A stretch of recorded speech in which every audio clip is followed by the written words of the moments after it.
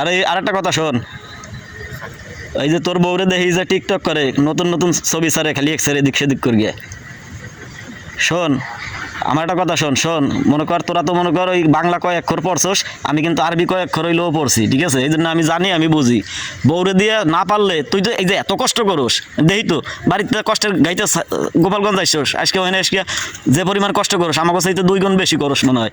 কিন্তু এত কষ্ট করার পরেও বউ ভালো আবার লইয়ে ভালো থাকবি, কিন্তু পরবর্তীতে হবে কি, এই দুনিয়ায় কয় বছর বাঁচবি? যাবি ওই বউর লেগেই তুই যাবি জাহান্নামে, পুরা ফ্যামিলি লইয়া যাবি জাহান্নামে। এই জন্য তোর আজকে মানা করি, তোকেও মনে কর ওই ভাবির কয়েকটা টিকটকের ভিতরে আমি কমেন্ট করে জানাইছি, আমি আমার পরিচয় দিই নাই, কিন্তু আমি কমেন্ট করছি, আবার স্ক্রিনশট দিয়ে আমি রাখিও দিছি যে কোনো একদিন বাড়ি গেলে আমি তোরে আমি এইগুলো দেখাবো।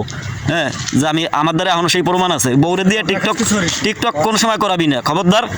বউরে আবার কিসে মোবাইল দিবি? তাহলে তো বউরে দিয়ে যদি টিকটক করাস, তাহলে তো মনে কর তুই ব্যবসায়ী করাইতে পারোস, বউরে দিয়ে একটা কাজ ধরাই দিতে পারোস। কে কি করাস? তাই এগুলা করাবি না, খবরদার। তোর বউ আবার আরেকজনে দেখবে কেন? আরেকজনে দেখলেই তো তোর বউরও গুণ হবে, তোরও গুণ হবে।